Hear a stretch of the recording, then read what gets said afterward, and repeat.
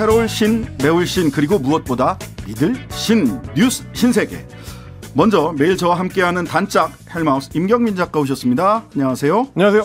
그리고 매주 목요일은 이분과 함께합니다. 이번 주 신장식의 뉴스 하이킥 세 번째시죠. 최다 출연자 네.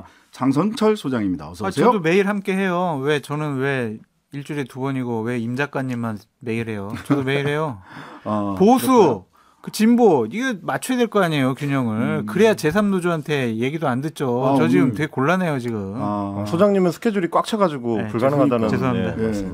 본인 탓을 본인이 원인인데 어느 분 생각이 자꾸 나잖아요. 예, 저희 방송 유튜브로 생중계되고 있습니다. 유튜브 채널 MBC 라디오 시사로 함께해 주시고요. 자, 80만 4천에서 시작한 구독자 지금 현재 83만 6천 3만 2천 명 정도 3일간 늘었습니다. 하루에 10,000명씩 늘고 있는데 100만 갑시다. 예. 자, 뉴스 시작하기 전에요. 잠시 안내 말씀드립니다. 최근 고병원성 조류 인플루엔자가 발생하고 있습니다. 가금 농장에서는요, 축산 차량과 외부인 출입 엄격히 통제해 주시고요. 방역 조치 철저히 해 주시기 바랍니다. 자, 여기도 뭐 조치가 필요하고 근데 계속 초치만 왔다 갔다 하고 있어요. 한 이란 대사 서로 초치했습니다. 외교 문제 점점 더 심각한 상황으로 비화되고 있는데 오늘 상황 정리 좀 해주시죠. 일이 좀 커지고 있는 것 같습니다. 이제 오늘 뭐 언론 보도 헤드라인 보니까 이제 맞초치라는 표현까지 등장을 했던데요. 일단 우리 이란 외무부가 우리 주 이란 한국 대사를 초치를 해서 윤석열 대통령의 발언 UAE의 적은 이란이다 이 용어에 대해서 항의를 했습니다. 레자 나자피 법무국제기구 담당 차관이 윤강현 한국 대사를 만난 자리에서 이란은 걸프 지역의 국가들 대다수와 우호적 관계를 유지하고 있다. 한국 대통령 발언은 이러한 우호적 관계를 방해하고 지역 평화와 안정을 해치는 것과 마찬가지다. 이렇게 지적을 했습니다. 그러면서 한국 정부의 즉각적인 설명과 입장 정정이 필요하다라고 요구를 했는데 이거에 대해서 이제 우리 외교부에서도 비슷한 조치를 했습니다. 오늘 외교부가 브리핑을 통해서 전달한 내용에 따르면 조현동 1차관이 샤베스트리 주한 이란 대사를 역시 마찬가지로 초치를 했습니다. 그래서 윤 대통령 발언의 내용에 대해서 일단 설명을 했고요. 이건 기존의 우리 외교부 입장과 동일합니다. 임무 수행 중인 우리 장병들에 대한 격려 차원의 말씀이었고 한국과 이란 사이의 관계 같은 이란의 국제관계와는 무관하다. 이런 입장 다시 한번 설명한 뒤에 이란 측에서 제기한 문제가 있었죠. 한국 윤석열 대통령이 핵 개발을 할 수 있다는 발언에 대해서 그러니까 NPT 탈퇴의 핵 확산 금지 조약 NPT에 어긋나는 발언이기 때문에 이거에 대해서 이란 측에서 해명을 요구했는데 이 문제를 거론한 거는 전혀 근거가 없는 문제 제기다. 비확산 의무를 우리 정부는 성실하게 이행을 하고 있고 앞으로도 이행할 의지에 있어서는 변함이 없다. 이 부분을 이제 강조하면서 이 사안에 대해서는 우리도 이란 측에 항의한다라는 입장을 강조를 한 겁니다. 일단 초치의 초치를 맞받는 방식, 현재 상황에서 이제 올바른 대응인지 이걸 두고 좀 이제 논란이 좀 있는 것 같습니다. 초치가 이제 무슨 뜻이냐? 한문으로 보면 초청할 때 쓰는 초자에다가 이를 치자예요.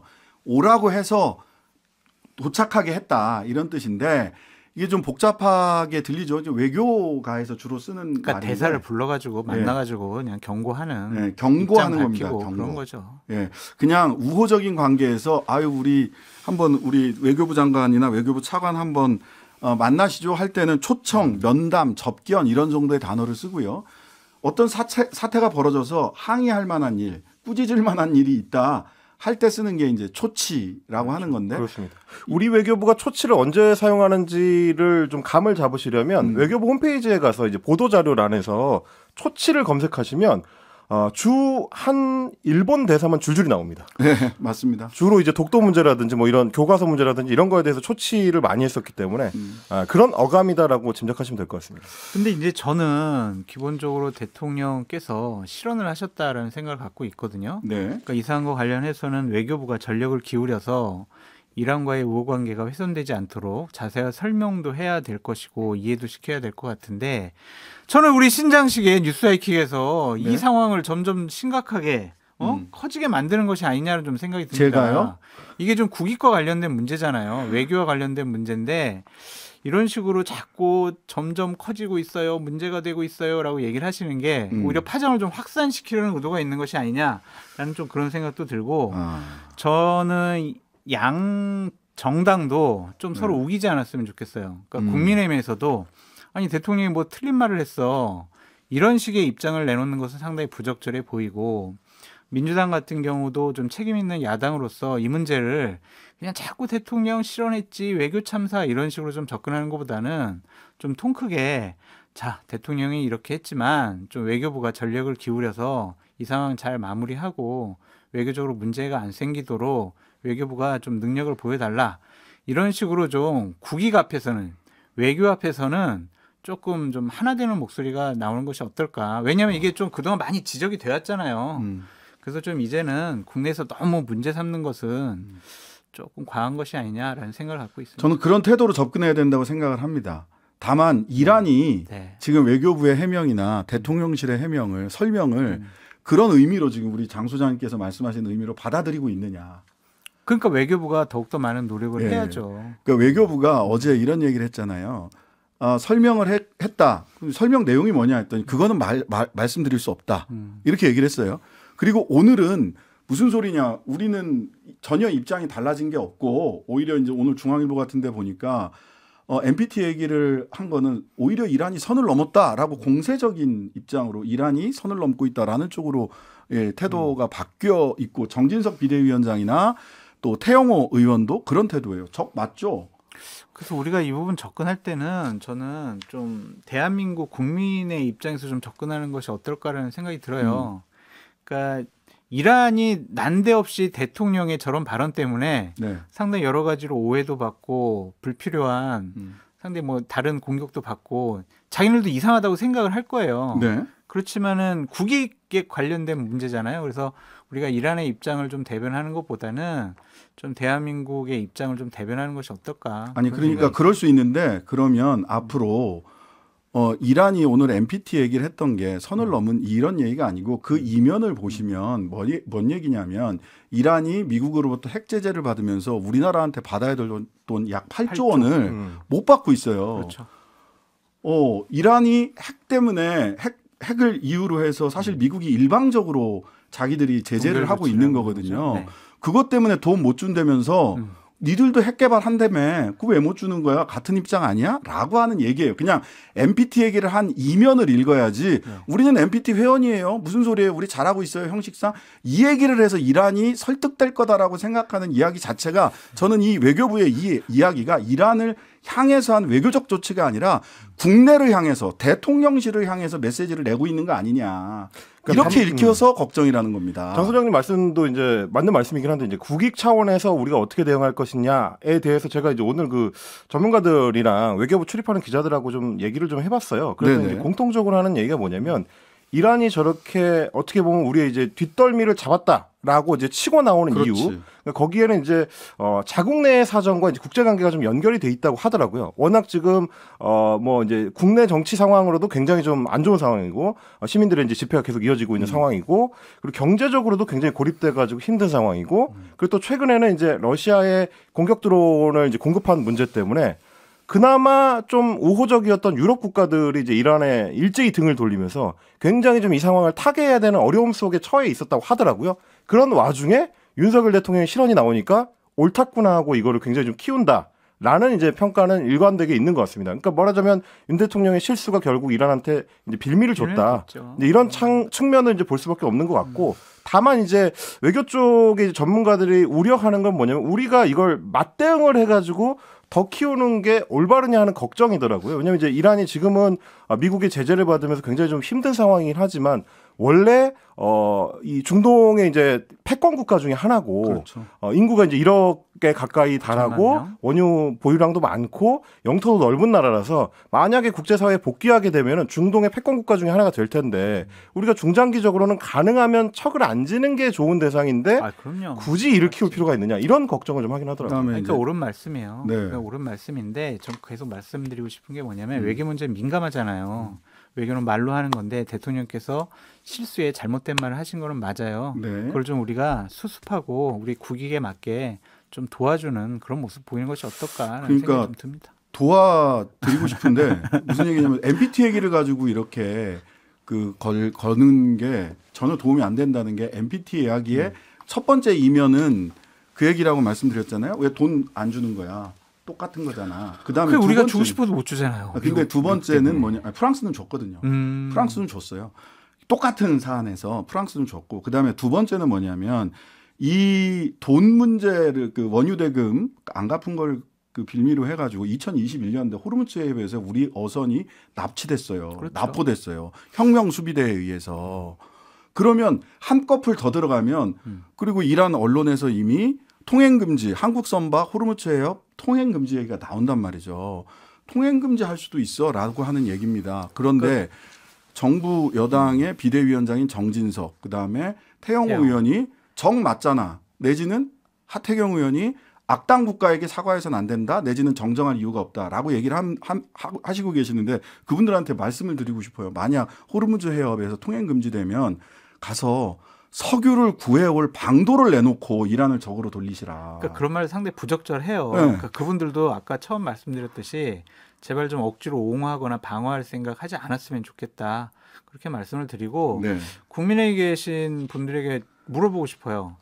문재인 정권 시절에 문재인 대통령이 아랍에미레이트 가서 이란에 대해서 저런 실수한 말을 했으면 아이 말은 말했지 뭐 맞는 말 아니야 이런 식으로 얘기를 하겠냐고요.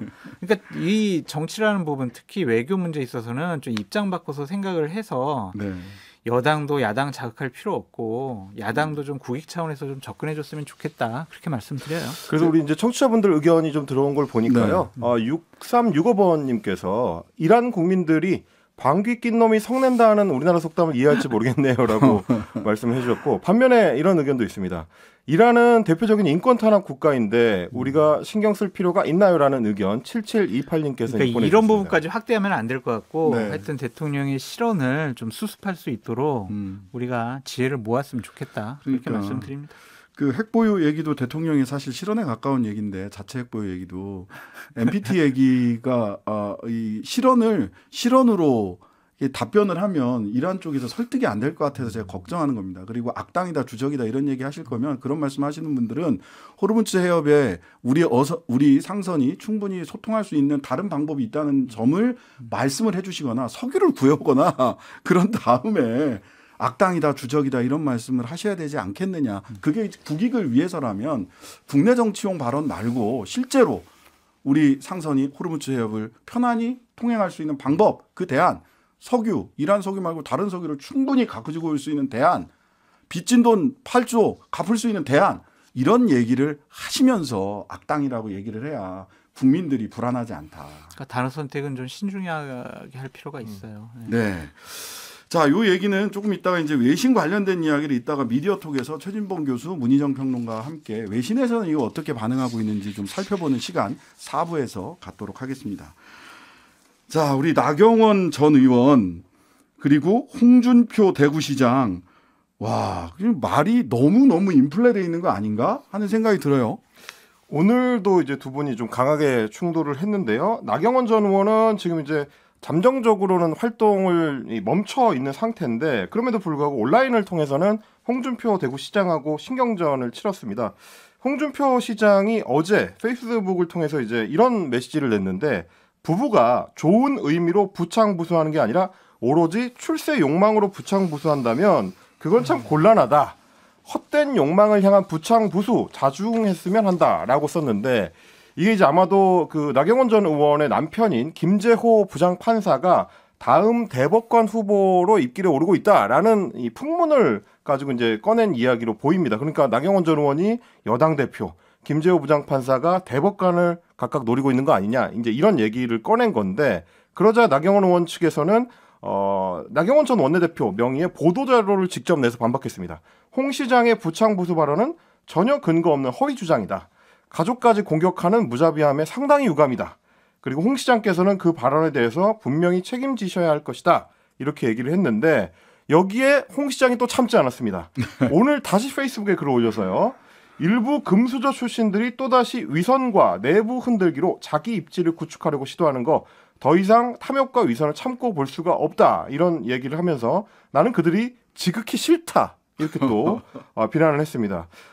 나경원 전 원내대표를 돕고 있는 박종희 전 의원 같은 경우는 오늘 아침에 이제 KBS 라디오에 출연해서 그 홍 시장이 제기했었던 일명 건물 투기 의혹 이 사안에 대해서 해명을 했는데 신당동의 상가 건물을 샀다가 파는 과정에서 취등록세나 양도세 같은 비용을 빼고 나면 1,600만 원 정도 이득이 있었다. 이걸 축이라고 할 수 있겠느냐. 이런 근거 없는 마타도어를 계속 만드는 사람들이 바로 간신이다.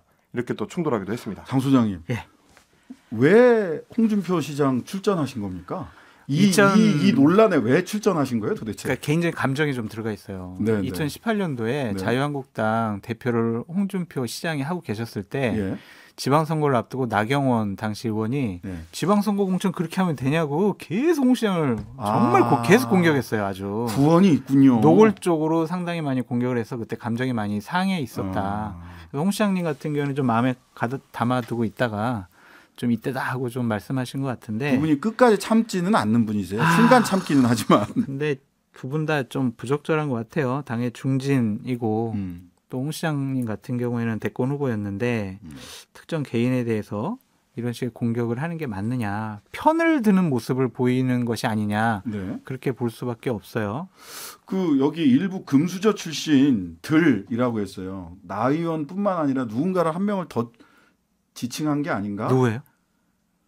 누구지? 김장연대 한 축이신 분이 금수저 출신 아니신가요? 장재원?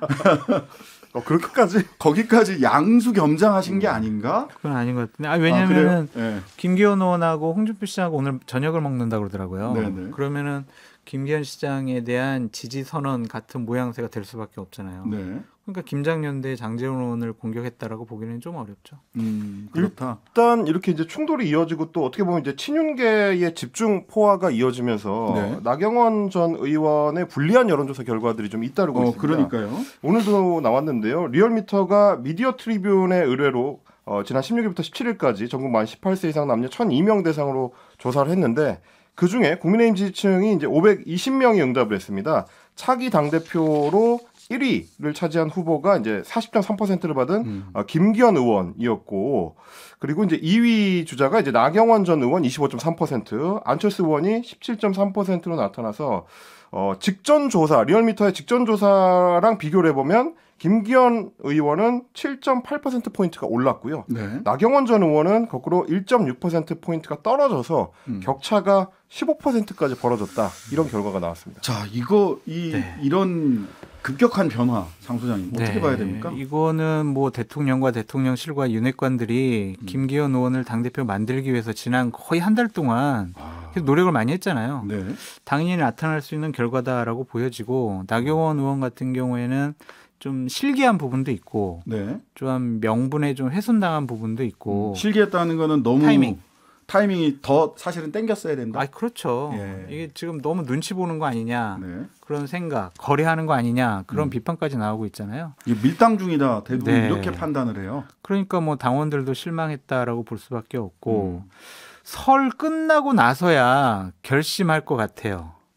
그런데 고냐 스톱이냐? 예, 근데 출마하기는 쉬워 보이지가 않아요. 왜냐하면 대통령께서 처신 똑바로 해. 지난 처신을 한번 생각해봐. 그랬죠. 이거 보면 마음은 나경원 의원에게 있지 않다라고 볼 수밖에 없잖아요. 네. 그러한 압박을 뚫고 출마하기가 쉬워 보이지 않는다. 초선 의원들까지 나서가지고 그렇습니다. 지금 나경원 의원 거의 뭐 규탄하고 있는데 저희가 전해드렸던 이제 17일에 일명 초선 의원 연판장 네. 이제 확인해 본 결과 18일 오전까지 연서가 좀 추가로 이어져서 총 50명이 연서한 걸로 좀 확인이 됐습니다. 네. 이제 17일 오후까지만 하더라도 이제 45명이 참여했는데 추가로 합류한 사람들이 있었던 거고요. 뭐 말씀드렸다시피 이제 장동혁, 엄태영 의원 같은 선거관리 38 전당대회에 이제 선거관리위원으로 위촉돼 있던 의원들도 참여했다가 그러면 연서에서 빠지는 게 아니고 선거관리위원을 사퇴했고 그리고 이제 친한 의원들끼리는 나 심판 안 해. 뭐 나중에 이제 뭐 기자들이 취재한 걸 내용을 좀 따져 보니까 여기 이름 빠지면 안 된다면서 이름이 안 적혀 있는 초선 의원한테 따로 연락해서 챙겨주는 경우도 있었다. 네. 뭐 이런 얘기도 있었고요. 그리고 연락을 미처 못 받았다라고 하면서 나중에 찾아와서 연설을 추가로 한 의원도 있었다. 이렇게 얘기할 정도고 이렇게 되면 초선 의원 63명 중에서 13명 빼고는 다 연설한 셈이 됐습니다. 일찌감치 친이준석계로 찍혀있던 김웅 허은하 의원은 연락조차 받지 못했다라는 포인트까지. 잠시 광고 듣고 뉴스 신세계 이어가겠습니다. 거침없는 시사 신장식의 뉴스 아이킥. 지금은 헬마우스 임경빈 작가 그리고 공동센터 장선철 소장과 함께 뉴스 신세계 진행하고 있습니다. 정말 신세계네요. 그렇습니다. 예. 다음 뉴스 들어가기 전에 네. 6719님이 네. 보수 패널 장성철 소장님. 네, 감사합니다. 김기현, 장제원 사이는 계속 좋나요? 안 좋아 보이는데. 요즘 왜 다시 장제원 의원 안 보이나요? 전략적인 거리두기라고 보시면 돼요. 전략적 그러니까 장제원 의원에 대한 당원, 당협위원장, 국회의원들의 호감도가 그렇게 높지가 않기 때문에 네. 이제는 김기현 의원이 내가 대세를 탔다. 여러 가지 부정적인 변수만 좀 제거하면 내가 당선되는데 무리수가 없겠다. 근데 장제원 의원이 계속 나와서 나경원 의원 공격하고 김장연대 내가 김기현이 당대표가 되더라도 장제원 천하 아니야? 이런 얘기를 들으면 내가 조금 위험해질 수도 있다. 그러니까 그렇죠. 조금만 공개적인 활동을 하지 말아라. 그렇게 좀 다독이고 있는 상황이지 사이가 안 좋은 건 아닙니다. 아, 사이가 안 좋은 건 아니다. 네. 전략적 거리두기. 근데 뭐 김장철 철 지났다. 뭐 이런 얘기부터 또 전광훈 목사가 목사라고 불러야 되는지 목사님이라고 불러야 되는지 모르겠지만 하여튼 장제원 가만두지 않겠어. 장제원 뭐 XX 가만두지 않겠어라고 하면서 마치 장제원의 자리를 치고 들어가려고 하는 이 권력의 공백이 생긴 권력은 원래 공백을 참지 못하잖아요. 전광훈 목사가 치고 들어간다고요? 네. 거기? 그러려고 하는 거 아니에요? 한 뭐 20만 집어넣었다 그러던데 당원? 아니에요. 한 7만 정도라고 하는데 그것도 아니라고 그러더라고요. 7만도 대단하긴 한 겁니다. 대단하죠. 한 숫자인데. 예. 전략적 거리두기다. 네. 아니다. 이제는 이제 필요가 다해서 김기현이 장제원 의원을 팽하고 있는 거 아니냐? 아니요. 어제 오늘인가 어제 어떤 행사장에 가서는 장제원 의원은 당의 큰 보배같이 일꾼이다. 그런 식의 또 칭찬도 했어요. 그렇군요. 네. 지켜보도록 하겠습니다. 자. 그리고 임 작가님 다음에 저랑 뉴스 신세계 할 때 네. 제가 보수 패널로서 역할을 해야 되니까 민주당과 관련된 이재명 당대표 관련된 꼭지도 하나씩 좀 적어주세요. 부탁드려요. 지금 이제 오늘은 민주당은 아닌데 네. 민주노총과 관련된 아니야 민주당 해줘요 다음에. 민주당 해줘야 돼요? 네. 자 양대노총 건설로 어제는 국정원이 국가보안법 위반으로 4군데 정도 압수수색했단 말이죠. 근데 오늘은 한국노총, 민주노총, 건설노조 압수수색했습니다. 그렇습니다. 어제는 이제 국가정보원하고 경찰이 민주노총 사무실 압수수색을 했는데 오늘은 민주노총과 한국노총, 건설노조를 압수수색한 게 34곳에 대해서 이제 동시다발적으로 이루어졌다라고 하고요. 노조 관계자들의 주거지 8곳에도 수사관들을 보내서 압수수색 영장을 집행을 했습니다. 이들 노조가 특정 인물에 대한 채용을 강요하거나 채용을 빌미로 금품을 요구하거나 뭐 이런 식의 불법 행위를 저질렀다는 첩보를 입수했다라는 게 지금 경찰의 설명입니다. 경찰은 뭐 아시다시피 지난해 12월부터 건설 현장의 불법 행위 특별 단속을 시행하고 있는데 올해 6월 25일까지 수사를 계속 강력하게 하겠다는 방침이고요. 윤희근 경찰청장이라든지 원희룡 국토부 장관이라든지 이런 이제 인사들이 적극적으로 특히 원희룡 국토부 장관 같은 경우에 지난 12일에도 현장을 찾은 자리에서 후진국 같고 무법지대에 있는 조폭들이 노조라는 탈을 쓰고 설치는 거를 후손들에게 물려줄 수 없다. 이렇게 좀 강경한 방침을 밝혀놓은 상태입니다. 양대노총은 일단 노조 때리기라고 지금 반발을 하고 있고요. 한국노총 대변인은 이 불법 재하도급이나 부정청탁 같은 토착 비리에는 눈 감으면서 만만한 노동자 때리기나 하는 정부다. 이렇게 얘기를 했고 민주노총 건설노조는 공식 논평에서 건설 노동자의 고용 안정 활동은 노조의 기본적 책무이고 초기업 노조의 필수 불가결한 활동이다. 이거는 노조에 대한 공안 탄압이다라는 입장을 밝혔습니다. 그렇게 노조가 과민 반응 보일 필요가 없다라는 좀 생각이 들어요. 34군데 한 번에 압수수색했는데 불법적인 부분이 있다면 당연히 조사하고 수사해야죠. 왜냐하면 지난달 30일부터 13일까지 2주 동안 전국 1,489곳 현장에서 원래비 강요 등 불법 행위가 2,070여 건이 신고가 됐어요. 그래서 건설사 피해액이 3년간 총 1,686억 원이다. 이런 조사를 갖고 지금 이러한 수사를 하고 있는 것이다. 아무리 노조지만 불법적인 행위가 있고 여러 가지 잘못이 있다고 하면 당연히 조사하고 수사해야죠. 이것을 자꾸 노조 탄압으로 몰고 가는 것은 좀 옳지 않아 보인다라고 말씀드립니다. 자, 노조 탄압으로 몰고 가는 것은 옳지 않다. 또 노조 쪽에서는 또 어떤 대응 얘기? 노조 쪽에서 있나요? 얘기하는 거는 이제 명절 직전에 연속으로 계속 이제 압수수색을 벌이고 이걸 사실상 이제 언론을 통해서 대대적으로 보도하는 것이 결국은 명절 밥상 민심을 겨냥한 것 아니냐 뭐 이런 지금 이 비판도 하고 있습니다. 결국에는 이제 대대적인 압수수색 자체가 뭐 일종의 이제 보여주기식이다라는 비판인 건데 이거에 대해서는 혹시 어떻게 생각하시는지 좀 여쭤볼 수 있을까요? 그러면 명절 전후를 따져가지고 조사하고 수사하고 뭐 압수수색하고 이거를 시점을 택하는 것은 별 의미가 없다고 보여져요. 명절 전이든 후든 조사의 신속성이 필요하면 조사할 수 있는 거죠. 압수수색, 증거인멸을 할 가능성이 있으면 명절 전이라도 빨리 압수수색하는 게 좀 맞다고 봐요. 그러니까 불법적인 행위에 대해서는 정당이든 노조든 어떤 권력기관이든 이거는 제대로 조사가 이루어져야 한다. 이 건설노조, 타워크레인 노조 내지는 뭐 레미콘 이게 2015년, 2016년에 박근혜 정권 시절에 한번 있었던 일이에요. 네.